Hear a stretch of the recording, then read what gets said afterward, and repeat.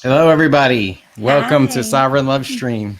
Hello. Happy Mother's Day. Happy Mother's Day. Definitely. Happy Mother's Day to all the amazing mothers who work so hard to raise us. Yes. And even the wives who raise us. That too. Thank you, everybody, for joining us. We have a bit of a noise situation today, but I think we can get through that. Somebody above us decided they were going to do some construction today. Hopefully it won't be too disrupting to the program. We'll try not to let it affect us. But we have a float announcement. Oh, yes. So we are live streaming today for the first time on Float. And you can check that out. Let me throw up the social media information. You can check it out at float.app/sovereign in the city. And we are live streaming for the first time there today. And the reason we chose to do this is because the big tech, the big social media, Facebook, YouTube, and a lot of these big platforms are now openly saying that they are going to be censoring content. A lot of it is holistic health content, anything that is critical of the World Health Organization, or, just in general, kind of the mainstream response to the COVID situation, are being openly censored now. And so we want to promote platforms, social media platforms like Float and Minds.com, who are censorship free. And these are blockchain based social networks, and they are censorship free, and they're also privacy centric, unlike Facebook, which collaborates with the big data industries to mine our data, collect it, and then sell it for profit and to be used for government surveillance as well. So we want to support these platforms. So we've decided to start live streaming on Float as well as YouTube and Facebook. So if you're not a member of Float, please check it out, give it a test run. And, we're not like, we're just kind of sharing what we appreciate. And I definitely appreciate Float app for that. And so I want to support the platform. Please check it out and give it a chance. Because I think we, especially as things go forward, there's all kinds of draconian, not just censorship, but, just the police state is really ramping up using COVID as an excuse. And I think things are going to get worse before they get better. So we need to have backups, so we should be forming groups on these alternative platforms to share information that gets censored. There's a lot of stuff being censored right now. And whether you agree with the information or not is really irrelevant. This pandemic documentary that went out this past couple of weeks and has been going viral. I don't know whether the information she's presenting is true or not, but I do think that people have the right to see the information and make the decision for themselves. And I don't think anybody should be advocating censorship, even of what is legitimately fake news, right? So, I don't want to go too much into. We have so much to cover, and I don't want to rant too much about that. So I think that's enough for that. I think so too. So today we're going to be talking about how we do mushroom ceremonies. And for those who you don't know, if you haven't seen our previous episodes, we talk a lot about psychedelics, using psychedelics to both heal ourselves and to heal our relationship. So we're going to kind of give you the anatomy of what that looks like for us. And that doesn't mean this is the only way to do it. It's just kind of the method that we developed and has worked for us. And we've had a lot of people ask us, oh, what do you do? What do you do? So we decided to do a show and cover it. We're also going to talk about The Midnight Gospel, Duncan Trussel's new show on Netflix that I have to be honest with you. I saw the trailer and I wasn't really interested in it. And a couple people on Facebook mentioned it. And so we gave it a try. And I'm not going to say I immediately fell in love with the show, but there is some really powerful stuff in it. and I think I think I'm going to watch it again because I think it deserves, it's got that much depth to it. Do you want to say anything about that? Because you were really excited about the show. I was. I had a few people mention it, and they were people that kind of have my similar way of viewing things. And I do want to watch it again because I feel I didn't get everything that was presented. I think it's really deep, and I feel like there's so much truth in it, and it's presented in a very creative and beautiful way. I'm so happy that I gave it a chance. Danny, like you said in the beginning, didn't seem all that interested. The episodes that I know that really caught my attention were super deep, and I feel like presented the information in a way that I hadn't looked at it before. And it's a way that I think helps me express my point of view as well. It was very eloquent, I think. Mm-hmm. And yeah, today we're going to be discussing, kind of reviewing a little bit of what we've gotten from the Midnight Gospel. And we're going to be sharing the anatomy of our ceremonies, which I thought was a really great topic for today. It's Mother's Day. There's a lot of emotions surrounding Mother's Day. A lot of people, I would say most people, suffer from a core mother wound. And there's always associations with how you've been mothered, whether by your mother, by a grandmother, by a caregiver. There are all these things that we carry with us. Some people have very strained relationships with their mothers. Some people don't have their mothers. In my case, Mother's Day has been a holiday that's that's been difficult for me. I think I've learned to experience it and appreciate it a lot more after my psychedelic experiences. So that's something that I think I owe to the work that we've done with psychedelic medicine, with plant medicine. And after all, the plants come from Mother Earth. And for us, they've always, every experience we've had has come through as a feminine energy, as a mother energy, very specifically a mother energy. And so I think it's perfect for today. Yeah, definitely. I didn't even think of that, but you mentioned it yesterday when we were preparing for the show. And yeah, it was like really synchronistic that we kind of like didn't really realize that in discussing our use of mushrooms. For me, certainly, mushrooms have helped me get in touch with my feminine side that was kind of out of balance. Like I have tended in my life to suppress my emotions. I also have deep core mother wounds that I've been working through. And this all ties in together with Midnight Gospel because the final episode, I don't want to give too much away for those of you who haven't seen it, but the final episode is an exploration of Duncan Trussel's loss of his mother to cancer. And I lost my mother to cancer 10 years ago, which is what got me started in this journey into activism and anarchy and libertarianism, and now deeper into spirituality. My mother's death really was the kind of plot point that I see in my life where that's where I started really seriously walking down this road. So it really resonated with me. And we're going to play a little clip of that episode later. But yeah, I mean, I had a lot of unresolved issues with my mother.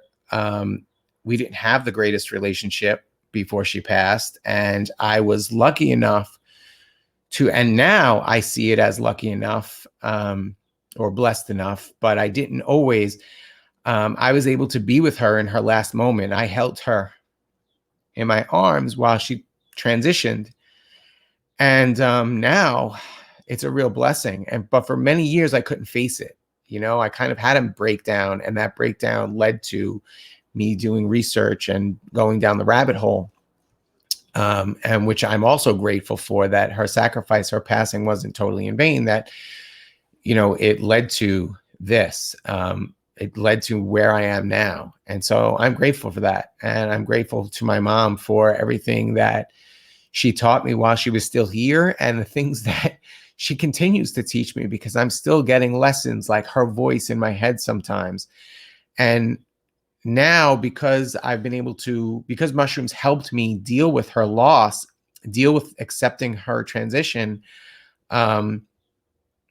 I'm able to look more positively, right? Like I used to, for the last 10 years, or for the last 8 years, or for the 8 years after her death, I should say, I turned my face away from her because of the shame I felt over how I treated her when she was here, the disrespect and just kind of my nonchalant attitude towards her, because I had those wounds, these things that I felt she had done that had hurt me. And I rejected her because of that. And now I don't have to. Now I don't have to reject her. I can accept her that, she was wounded too. And there were times that she hurt me, but it was out of love, and it wasn't intentional. And I can forgive her for that. I can forgive myself for how I treated her. And now I can look back fondly and remember the lessons that she taught me and apply them now. And it's been really powerful. Just coming to terms with that with my mom. And so that's why I think that I want to share that clip from that episode. Do you want to do that now and then get into the mushroom ceremonies? Sure. Or okay, yeah. So let's get into that now. Just a little disclaimer: this show is copyright of Netflix, and we don't have specific permission, but we are going to share it under fair use copyright law. So hopefully YouTube will not censor this. So here we go. So you're deaf. Mm-hmm. Losing people to you is so painful. My first novel was called Hard Laughter, and it was about laughing about this very hard stuff. Meditation is preparation for death. I think that's true. And meditation is one spiritual practice that prepares us for death. Do you have any advice for people who are dealing with death in their own lives? Yeah. Most people spend their lives complaining about things they don't like. Think of when you start thinking about somebody else and wanting to give them anything. That's what it's all about. I love being around people that help me see the world through a new pair of glasses. If you look at the world, what you see is things appearing and disappearing. And humans are a part of the whole of that. So the information you're talking about, acknowledging death is an inevitable part of... Yeah, it's so freeing to accept it. Am I dead? There's no way to stop a heartbreak. What do you do about that? You cry. You cry. It's really hard. And the encounter with truth, which for me, you're dying. You okay? This thing has been probably the greatest one-in with truth that I've had in my whole life. It's inexpressible. People really try to avoid the consideration that they are going to die and that people they love are going to die. It opens your heart. It breaks your heart open. Well, I love you very much, obviously. I love you too.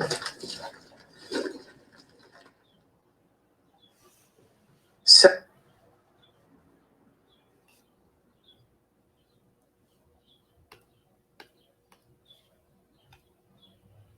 okay, so there it is. Sorry for that little bit of technical difficulty there, but yeah, that's a little bit of a compilation of several different episodes and some of the scenes, but I thought it was really powerful. That's his mom that he's kind of having that conversation with for most of it. Do you have anything you want to say about that? Because if I get too into it, I'm going to start crying. Which is fine. Which is fine. That's what his mom said. Yeah, that's exactly it. I think that it is very powerful. The conversations that are had in this show are very powerful. Specifically, the point that he makes about having to face her death as being like the biggest moment where he has to face truth, because I think a lot of us live in this world kind of with this hope or expectation that we're going to live forever or as long as possible, and that's not always the case. And I think that throws us for a loop when we kind of come faced with the possibility of death. And I think that when we face that truth, our lives take a different turn. We start perhaps being a little bit more intentional with what we're doing with our lives. And I think that's when you really start living, when you're faced with that truth. And So I thought that was really powerful. The show itself explores many things, meditation, basically existential concepts that were just so fascinating and beautifully told. So and beautifully animated too. Yeah. I've never watched Adventure Time. This is the same animator as Adventure Time.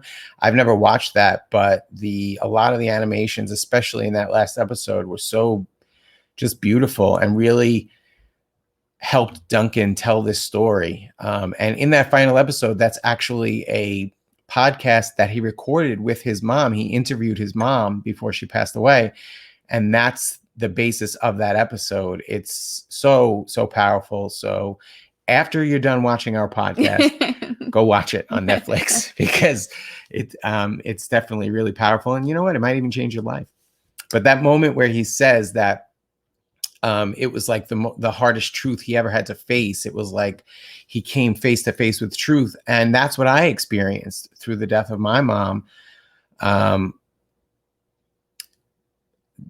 It devastated me in such a way that she was 55. She died of breast cancer also.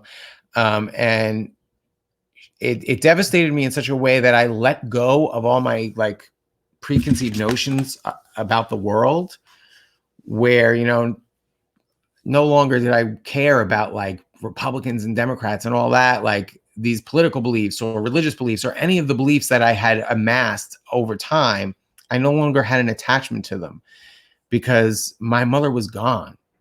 And so none of it meant anything. And when I was able to let those things go because of that, now I could start seeing the world a little bit more honestly, right? I mean, it took time for me to let go of other attachments. But that started it jump started the process where now I could look at the world honestly. And that really played such a major role in my development. It's in your awakening. Yeah, in my awakening. Absolutely. So yeah, thank you, Mom. Thank you for all of that. And thank you, Duncan Trussel, and thank you, Duncan Trussel's mom. For sure. Yeah, so I think for us, we all carry these mother wounds. My mom is still alive, and I actually have a pretty good relationship with my mom, but that doesn't mean that our relationship is perfect. There are still things that we are working through. One of the things that I experience is kind of like this guilt of like, I should never be mad at my mom. I should never be upset at her or have, I don't know, like stand up to her in some way, like as if that makes me disrespectful. But I'm learning to navigate my relationship with my mother where we can speak to each other honestly, and I can set healthy boundaries, which I think is something that I've struggled with for most of my life, is setting those healthy boundaries. So ultimately, a lot of our adult responses come from how we've learned to deal with our parents. In most cases, your mother is the one who cares for you or is the main caregiver. So that's why I think ultimately it comes down to a issues with our mom that we are dealing with when we get older. And for us, I think working, we did a lot of work, not just with psychedelics. Before that, we went to therapy together. We've read books. We're not saying mushrooms or psychedelics are the only way to heal, because I don't think that's necessarily the case for everyone. I think that they are beneficial. And it is important to think about the, set and setting is one of the main things. So maybe we can start working through what our process looks like. Sure. Okay. So, well, why don't you start, because this is kind of your area, the setting the setting. I think, well, I picked it up through more of a shamanic way of handling these ceremonies. And for me, that's what feels the most, the most powerful, the most safe, I guess. I feel safe in that way. So what we tend to do is we especially like to clean the space that we're going to be having our ceremonies in. Which is generally right here in our bedroom. And I like to sage the space to clean out the air. I like to organize a little bit too. In general, I feel better when our space is organized. So I like to make sure that things are clean and neat and there's no tripping hazards or anything in case we should feel any type of way. And I think that's the important part of it, right? It's about you feeling comfortable. Yeah. You want to have the mindset and setting are, the experts say are the two top, the two things that you should keep in mind. And so mindset the way your room is organized or your space is organized is part of that. Some people might like to be in a mess. Yeah. And if you're comfortable laying in a pile of clothes, that's awesome. And as long as you're comfortable with it or it doesn't bother you, that's fine. So we're not saying you have to clean your room first. You don't. It's up to you. Yeah, for us, that's what works. Or at least for me, I like to be in a space that's clean and neat and organized. And I like to sage, light some incense.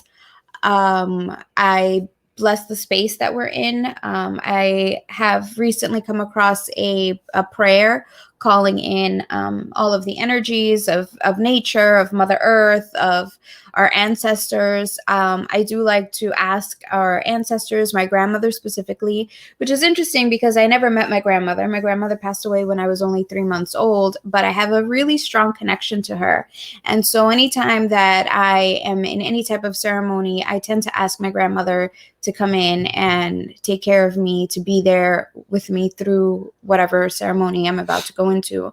I felt like I did the same thing when we were in Peru, and it just feels right to me. But it could be anything. It could be anyone or anything that you feel safe with. Or I've always had a close resonation with Jesus. So I like to ask Jesus to be with me and also my mom. And once we have all of that, we tend to not eat heavy foods right before we do a ceremony. If we can fast, it's better. But if we eat, we try to eat something a little bit light and not right before we're about to do a ceremony. We make sure we have water so that we can be hydrated, that we're wearing comfortable clothes. In Peru, we received these energy belts that the shamanic practices in Peru use, and you're basically charging the energy belt with your energy, with any healing energy. So we like to have those either to put them on or to have them nearby where we're having our ceremony. And we light candles. Sometimes we play meditation music, depending on what we're feeling in the moment. Sometimes the meditation music is too much, and so we are comfortable with turning that off. I'm trying to think what else. Yeah, I mean, I think that's basically it. I think you kind of can get the gist of it's just about kind of setting an atmosphere where you can feel comfortable in a way to avoid a bad trip. And we're going to talk a little bit more about bad trips in a bit, but I think you can kind of get the gist of making yourself comfortable, preparation of the mushrooms themselves. So I couldn't tell you what dose we take. We don't really measure out. We just kind of have felt our way through it as we go. So it started with taking 1 mushroom and then 2.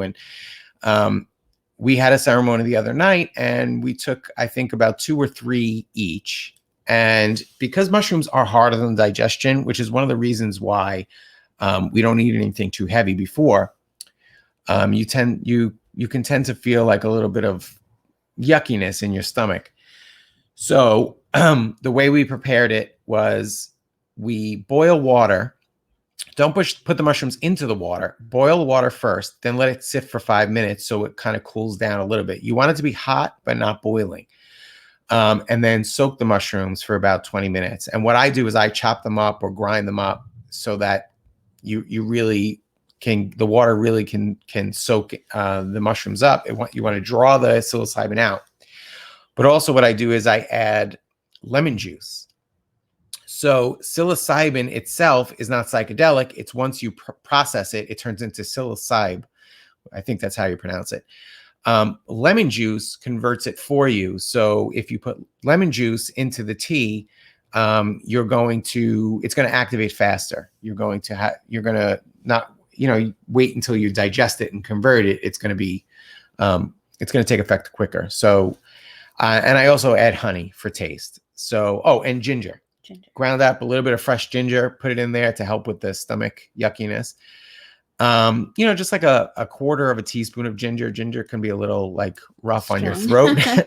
So I just put like a quarter of a teaspoon, a couple of teaspoons of honey, depending on your taste, if you like it sweet or not. But, and just let it sit and steep for about 20 minutes. And then we serve it up. And usually when we drink the tea, we kind of have these intentions already ahead of time, why we're sitting with the mushrooms, why we're having this ceremony. And it can be anything. If you have any particular questions, if you have doubts, if you have blockages that you feel you want to remove, that's what works for us to kind of have an intention going in. Sometimes it's just whatever is meant to come through is going to come through anyway. So I'm just going to allow that. And other times I have questions. So I think ultimately it depends on each person. Absolutely. I have a very powerful ego. My ego is very difficult to get under control sometimes. And I'm trying really hard. And, those of you who know me, I'm sure this is pretty evident. And so that was my intention with this last ceremony we had, was, just trying to figure out how I can get more closely in touch with my soul, with my, perfect self, my truest self, my highest self, depending on what religious tradition you come from, what you might call it. But for me, as someone who has been a Christian my whole life, I usually think of it as my soul or my higher self. It's my kind of direct connection to God. It's the piece of God that is placed inside of my physical body. And so the ego, as we have discussed many times on this show, the ego is not bad. It's not evil. It's a child. It's our inner child. And I think a lot of times it's very selfish, like a child, self-centered, and it has a hard time empathizing. And for me, that's a big problem. I have a hard time empathizing with others. And so that's why my ego can be so big and so powerful. So I'm trying to, really get that under control and be more compassionate. And so one of the things I'm really learning to do is not judge my ego. Understand that your ego is made up of defense mechanisms, right? I mentioned my mom and she's done things in my life that hurt me. And, what is it, the truth of she did something malicious to hurt me?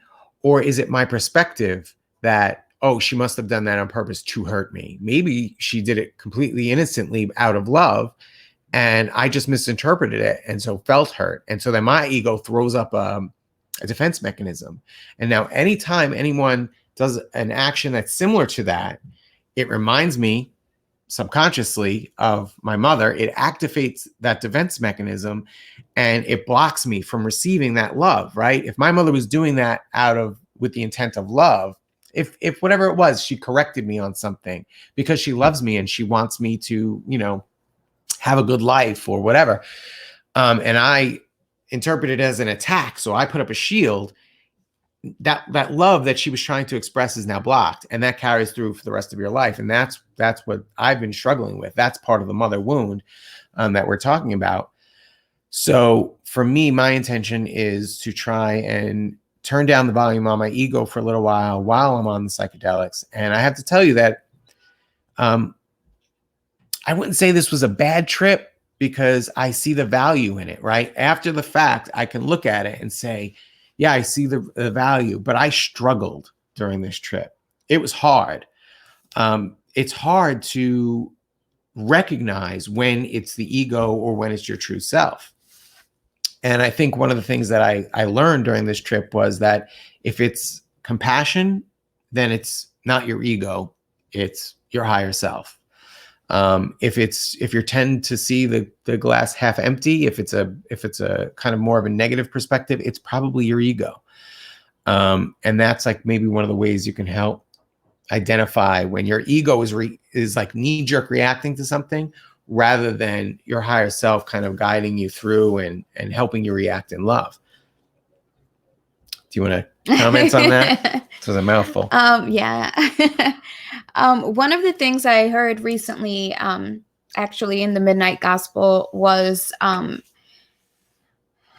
don't remember if it's the mom or somebody else makes a comment saying that when your heart breaks open, when your heart is open to its fullest capacity, it's beautiful. You can experience unconditional love and unlimited love, but at the same time you experience pain. You experience both sides, and so it's so much and so overwhelming that we have created an ego to protect us from that pain. And as we protect ourselves from the pain, we're also blocking off some of that love that can flow through us, to us from anybody else, or even just from the love that exists within all of us. And I think looking at it that way was very, it made things a lot clearer for me. I also struggle with my ego, but in a very different way. I think I tend to be hard on myself. I tend to judge myself, or I try to filter myself to make sure that I'm not saying the wrong things. And I guess my ego is just tricky in a different way. And I think that one of the things that we were discussing the other night was that the ego is tricky, and it isn't a bad thing. It's trying to protect you. It's trying to avoid you feeling pain. And if we look at it that way, it's not an enemy. It's just perhaps a wounded child that is trying to avoid you from experiencing those wounds in your adult life. And I think once we come to terms with that, we'll be able to observe it more and not act from a place of ego, because we can observe it and say, oh, I see what you're doing there. Or, oh, thank you for trying to protect me, but it's cool. I got this. I know how to respond to this now. I'm not operating from a place of my wounds anymore. And that is a bit life-changing, because then you're more in control of your own reactions, as opposed to allowing this wounded child to react to everything and kind of dominate your life. Would you say that the ego is necessary? Yes, I think so. I think that in order to live the life that we're living here, the experience that we're living on Earth, I think the ego is necessary. I think that a lot of, or maybe not a lot of, I think especially Christian and in some spiritual circles or traditions, the ego is seen as like something that needs to be killed. I see that phrase ego death a lot. And I think, I think I agree that I think that's like an overreaction. Yeah, I mean, I'm just kind of thinking about it. I'm kind of thinking out loud.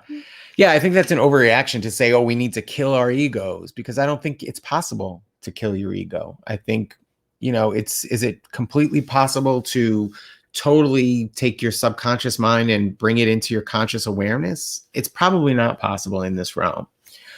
Yes, I do agree that we should have that standard of trying to do that and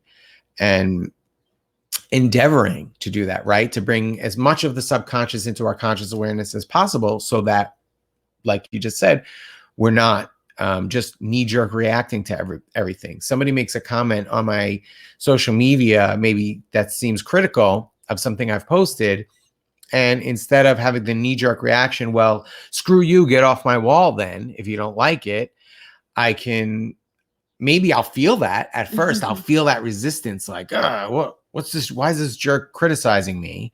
But if I can take a moment and say, okay, calm down, ego. It's okay. This person disagrees, but let's find out why. That's interesting that you made that comment. Why do you feel that way? You know, what is it about what I posted that is upset you to make you, you know, and then that's a way then we can continue the conversation rather than just reject people. And when you have those conversations, recently I did a debate with somebody on vaccines. And I don't want to say anti-vaccine, but I'm very, very cautious about vaccines. I don't really believe in the concept of vaccines. I believe our immune systems evolved for us to come in contact with bacteria and viruses, be infected. Our body, as long as we're nourishing our bodies the proper way, our bodies can fight off these infections, and we develop antibodies which create wild immunity, which is lifetime. Vaccines are problematic. They create immunity, but most times it's a very short-term immunity. And I think the side effects of the preservatives, anyway, without going too much into it, you can see I like to go on these rants. The guy that I debated is very pro-vaccine, but we have a really good rapport where we don't allow our egos to get in the mix and call each other names or devolve. The debate doesn't devolve into negativity because we respect each other. And so if you can develop not just that relationship with other people, but develop that relationship with your own ego where you respect it because you understand its intention is to protect you. But a lot of times it's misguided because it hasn't matured past a certain point where your conscious mind has continued to mature through your life. So that's one of the things that I was taught during my ayahuasca ceremony in Peru last year, to treat my ego as I would treat my 9-year-old son. I'm not going to scream at my 9-year-old son when he makes a mistake because it's a mistake and he may make a wrong choice, but I can teach him to make the right choice rather than just bully him and make him afraid to make a wrong choice. Yep. Yes, I agree. All right. So where do we go from here? Let's see. Integration, because that's probably the most important part of the whole process is the integration process. Being high, being on the psychedelics, which is very powerful. And if you have not done it, I wouldn't say rush into it and do it like immediately. I think we did a lot of research before we did ours, but I think it's something you should open yourself up to. Yeah, I think I absolutely recommend doing the research, deciding if it's the right thing for you. I don't like to make blanket statements and say everybody should rush out and do it.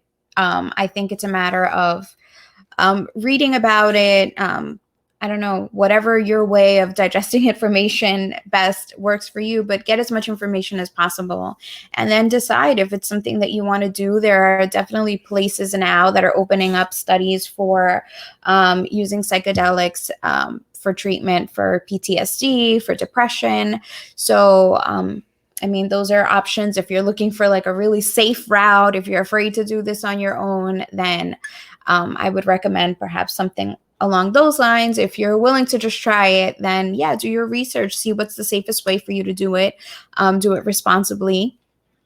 And like you said, for us, the most important part winds up being the integration. Now, usually when we start to feel the medicine wearing off, we close out the ceremony. I like to sage again. I like to thank any and all spirits, energies, any and all protectors for being there with us. Any information that has been revealed to us, we thank it all, we honor it, and we close out the ceremony. And then we kind of sit back and have a chat about what we experienced, what we understand from it, what we're struggling to understand from it. And sometimes those conversations last for days or weeks. I mean, we're still integrating our trip from Peru, which was a year ago. And for us, it usually, I mean, for me, it makes sense to write it down, write as much as I can remember down, journal it out, and then kind of come back to it in a few weeks or a few months, even a year later, and just look at those notes and recognize there may be things that in the moment don't make sense, but a while, you know, a few months down the line, you can come back to those notes and say, holy cow, I didn't realize what that meant, but now I see what was being revealed to me that perhaps wasn't fully understood in the moment. Yeah. And the journaling is absolutely key. I've actually been kind of re-journaling. My handwriting is terrible, so I've been recopying my journal from the past 2 years into a new notebook and trying to be very deliberate so that you can read it. And I have a lot of new perspective on some of the old journal entries. And so you kind of build on that. But we will spend hours and hours that, like the other night, we spent hours discussing. And, you know, I think we probably were still high to some degree. Like we were still in it, but we just started talking about all the things we were experiencing. And, you know, I don't mind sharing if you're okay with it. We can kind of share some of the stuff we went through. As I said, my ego is very powerful. It tends to be very strong, and it tends to have a lot of, which I kind of discovered the other night, it has a lot of techniques. And so sometimes I'll have like, my ego will say something and I'm like, okay, no, that's too much. I see that. That's the ego. Let me not do that. And then another idea will pop up and it's like the opposite idea. And I'm like, oh, okay, so maybe that's my higher self. But no, that was the ego too. It like will throw out anything. So Vanessa kind of comes from the other end of that spectrum where she has insecurities about expressing herself. And this is a powerful woman sitting next to me. And she is so intuitive and so compassionate and so loving and so empathetic that she is very wise, and she doesn't always have the confidence to share that wisdom. And she can talk about why that is. But because of that, during our ceremonies, there tends to be a balance.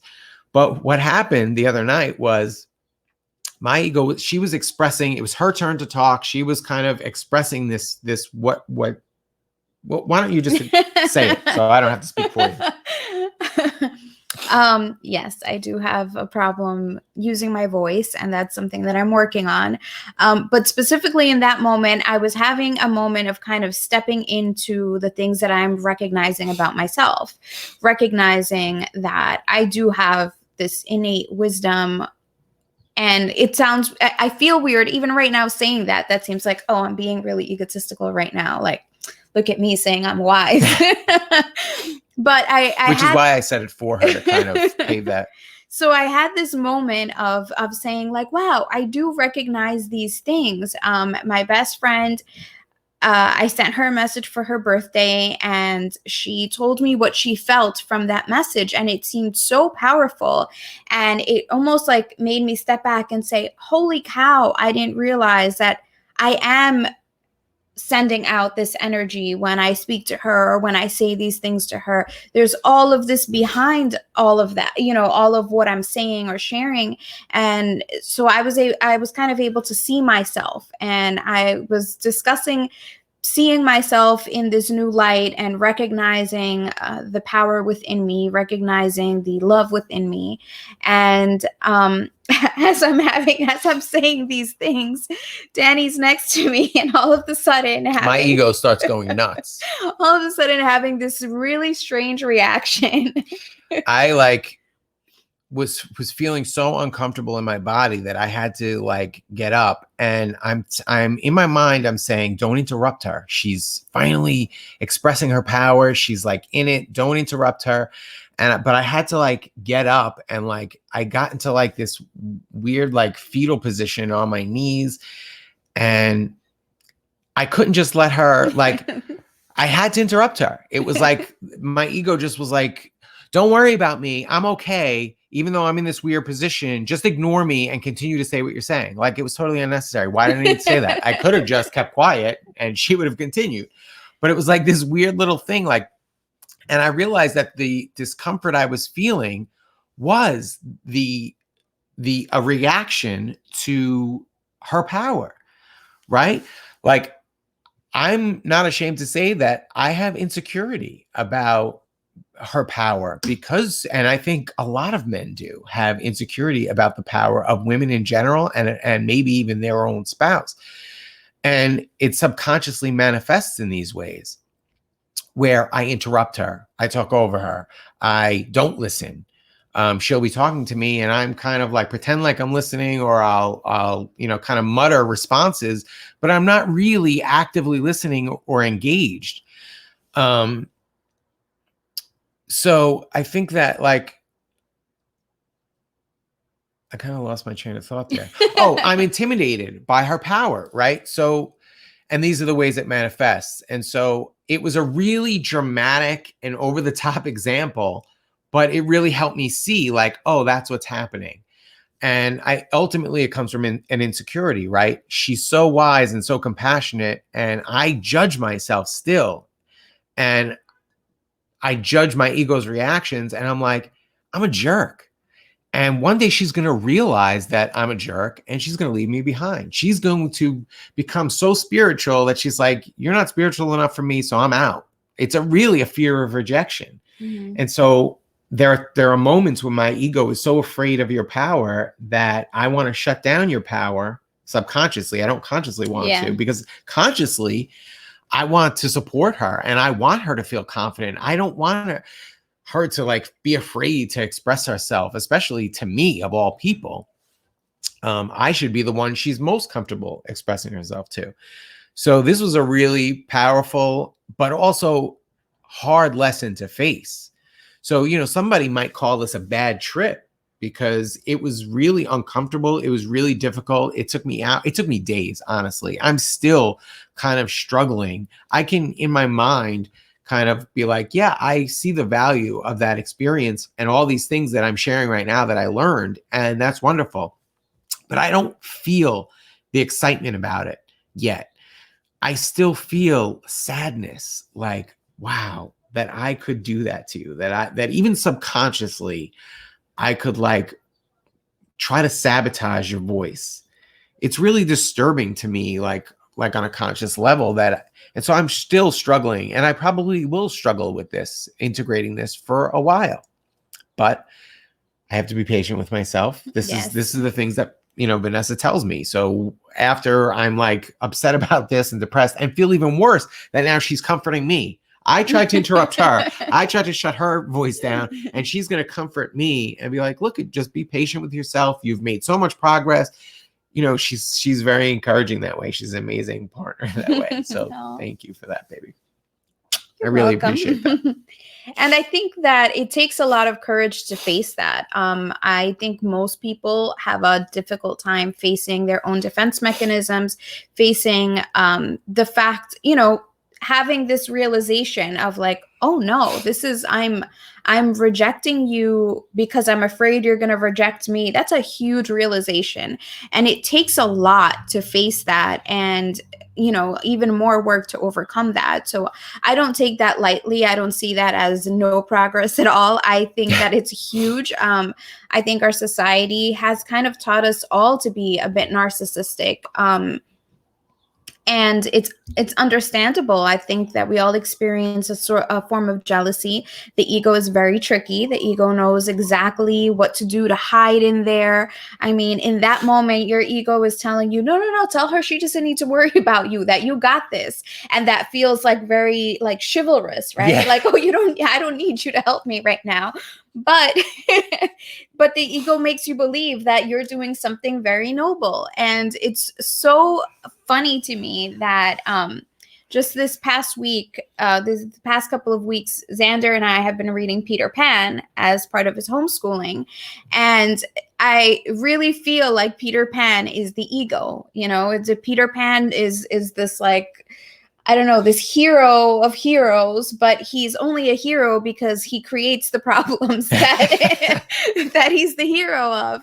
And I really thought it was so synchronistic. It was perfect that I had just finished reading that, and I could see it. I could see the trickiness of the ego in that moment. And we laughed about it. We thought it was kind of funny to realize, like you said, here I am interrupting you to tell you not to worry about me. And I had continued talking. I saw him kind of get in this weird position, and I was like, okay, he's feeling uncomfortable. I have recognized that there are moments that it's hard for him to listen to me, and I know that it's the ego, so I don't take it personally anymore. I recognize that his higher self does want me to be more open, because he is encouraging to me. You're constantly telling me to use my voice. You're constantly telling me that I have all of this knowledge. You're trying to push me to be more confident. I mean, this live stream is way out of my comfort zone, and it's huge practice for me to start speaking and using my voice in a more public way, because I do tend to keep things to myself. And so I don't dismiss it all as, oh, your ego, and it's your ego and you're just jealous of me. And I don't see it that way at all. I definitely see it as defense mechanisms. And I think that you're making excellent progress with it. I want to address this comment that someone, Lori P, made. I'm not sorry that we have to use plant medicines I'm to not discover sorry. our inner selves. I'm not sorry either. And I don't think we have to use drugs, quote unquote drugs. I would probably take some issue with calling them drugs to begin with. These are plants that God has provided. And I think they're tools. I think it's in some sense part of nutrition. Are you going to say that, oh, you have to eat apples to keep the doctor away, right? To stay healthy? No, I mean, that's not, you're not surrendering your soul to something outside. It's a part of nature. And it's a compound that's very similar to compounds that our body produces naturally. Ayahuasca is DMT, is the active ingredient, and DMT is produced by our pineal gland. So these are natural substances that, with a lot of discipline, now it's going to sound like I'm saying this is taking the easy way out, but there are breathwork practices, there are meditation practices, there are practices without using any kind of substance or plants where you can achieve these same effects. It takes a lot longer. It takes years to develop those practices and to get to those points to be able to use it. So yeah, can you walk somewhere or ride a bicycle or take a car and get there faster? Sure. I guess I just don't see why we need to judge the method. Right? If we're getting to the same place of increasing our compassion, of increasing our connection with our higher self, with our soul, with our true and perfect self that resides within us, then doesn't matter as long as that method doesn't harm anyone else, then I don't see any reason to judge it. Yeah, and I also don't think that it's surrendering our soul to something outside of us. On the contrary, our experiences with psychedelic plants have always connected us deeper to who we truly are. For me, I believe that these plants have helped remove blockages that prevent me from being my true self, that prevent me from being an authentic partner to you, an authentic parent to Xander, an authentic daughter to my parents, or sister to my siblings. I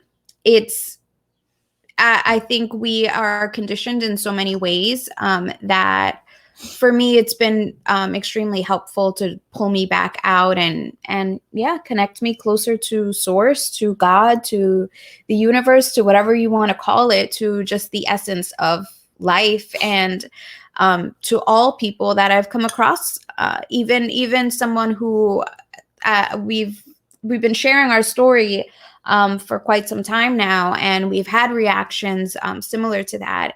And I always feel a strong empathy for that, because I understand why somebody would have that perspective. And I don't necessarily think it's a wrong perspective. I understand where Lori's coming from, this idea of why can't we do this on our own? And the truth is we can. Our society has just been so detached. We've been fed this illusion of separation, this idea that we're not connected. And, you know, it becomes really hard for us. There are people that have experienced so much trauma. I've experienced trauma in a way that I don't think I even recognized that I was experiencing trauma. One of the funny stories of our trip to Peru was I sat with with the shaman, and she said to me, like, you've had such a difficult life. And I kind of like giggled on the inside and thought, this lady doesn't know what she's talking about. Like, I've had an easy life. What is she talking about? And it wasn't until going through some of these defense mechanisms, going through some of the exercises that we were doing through the course of our retreat, that I realized there were so many ways in which my voice had been shut down. There were so many ways in which my self-esteem had been diminished and just torn apart. And so I was walking around with a ton of anxiety, with depression, with low self-esteem, and all of these things are tragic. I don't get to express myself. I don't get to say the things that I truly feel. I'm not free to do that. And that is a tragedy. And that is a difficult life to kind of go. And we live in a society where we think that's normal. It was absolutely normal for me to think that I have low self-esteem. All right, I should just keep my mouth shut. I should just be quiet. I should not be seen. I should not be heard. And that was absolutely normal. And what a tragedy that would have been if I had chosen to live my life that way, my entire life, without expressing myself. And for me to be in a place now where I can talk, where I can come on a live stream and say these things and be vulnerable and honest, that is way more meaningful to me. And I'm so glad that my eyes were open to it. So I am very thankful. I'm thankful for those opinions as well, because I think it's important to address those opinions. Yeah, for sure. I think I'm grateful that you bring that up, and that you have this idea. We're not here to convince anybody that they should take any type of psychedelic medicine. But it is something that I think needs to be normalized and accepted as just another path. The same way I wouldn't judge someone who needs to go on antidepressants because that's the way they found, or someone that needs to take any pharmaceutical medicine because that's the only thing that can help them in this moment. Maybe it's, they're having a harder time getting their body to do things. I have plenty of health issues that I've had to take medicine for, vitamins for, and to me, it's all the same. I wouldn't judge anybody needing that additional support to get their body where it needs to be. And the same goes for mental health. And for us, it's been truly a gift, because we've been able to connect with each other on a much deeper level, and we are able to share our experiences with other people, to be able to talk to people and tell them about the things that we've gone through. Perhaps those people don't have to take the medicine now, because we're sharing those experiences and planting a seed that maybe they weren't aware of. Yeah, that's interesting perspective as well. One of the things, because I grew up a Christian, and, I have a lot of Christians in my life. One of the things Lori's perspective is definitely one of the objections I've heard. Another is demons, fear of demons. And I want to just quickly address that. If there's any, I saw someone, there's a Christian making some comments. Even the Bible teaches that demons and the devil are there to teach us lessons. God gave the devil permission to test Job. So I have encountered demons in my mushroom trips. I mean, I believe those demons are really just projections of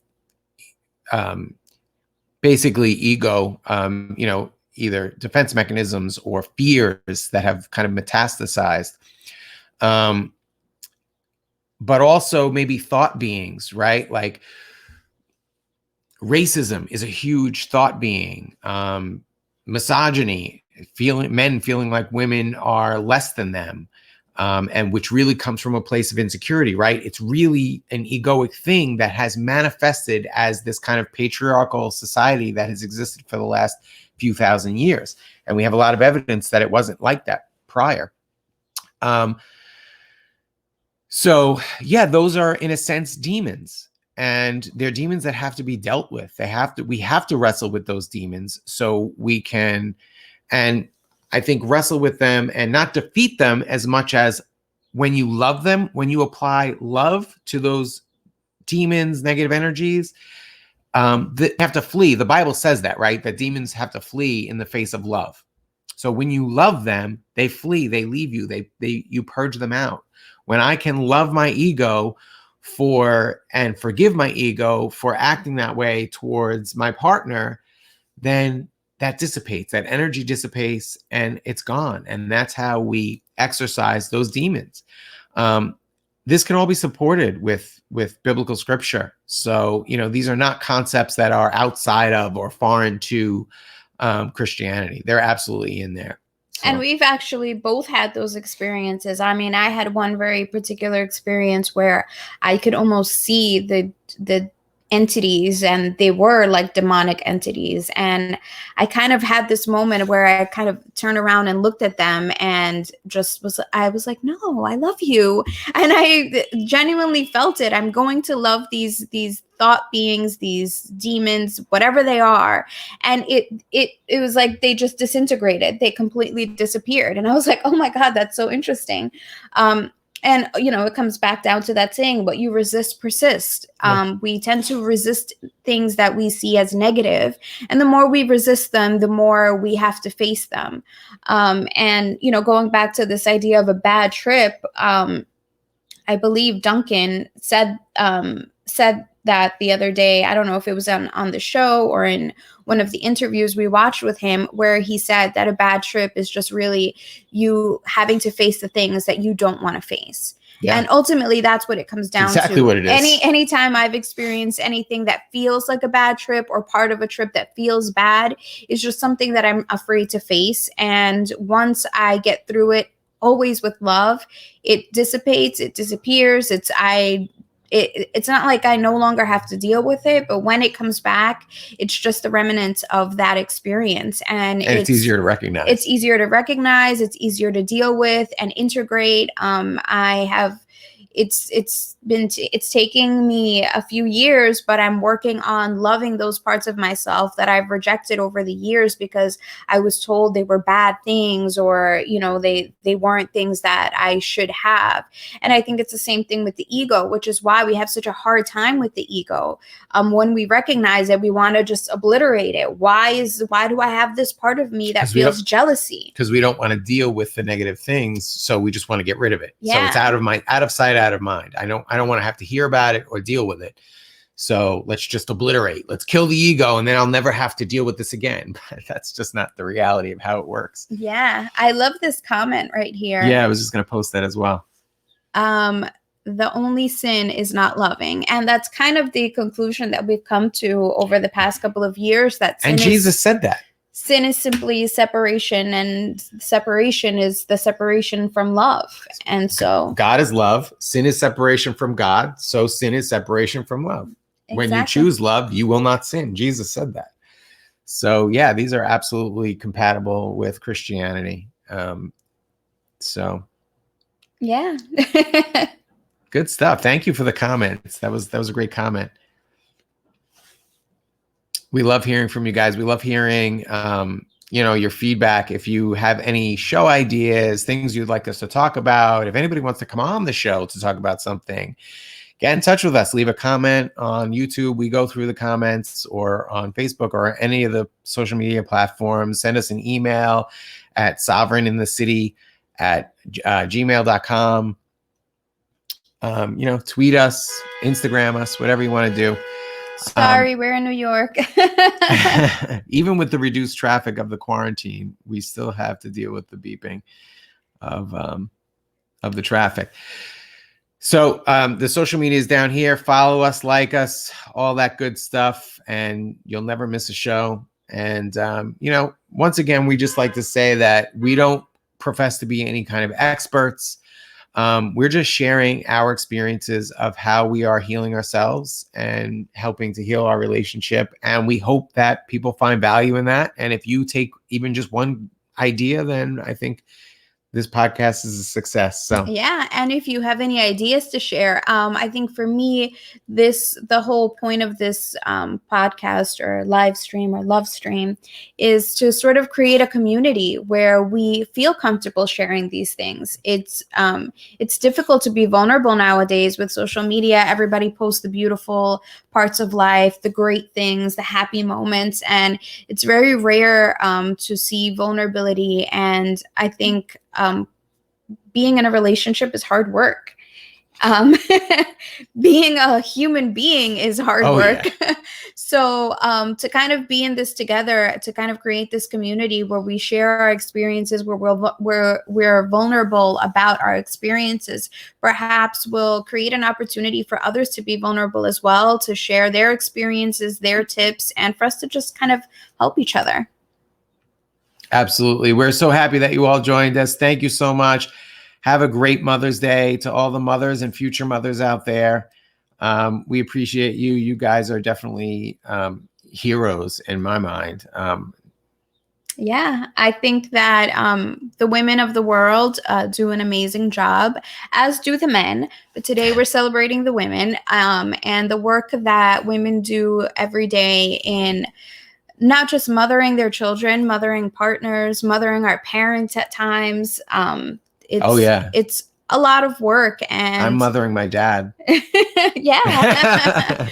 Sometimes it's a lot of work, but I know that most of us, if not all of us, do it with love and in hopes of, raising conscious children, raising, children that are safe and happy. And it's hard in the world that we live in today. So thank you for your service. Thank you, Mother Earth, for birthing us, for creating us, for allowing us to live in what at times we feel is a difficult world. But the truth is, it's beautiful. We get to meet beautiful souls like a lot of you that are commenting here, all of you that are commenting here.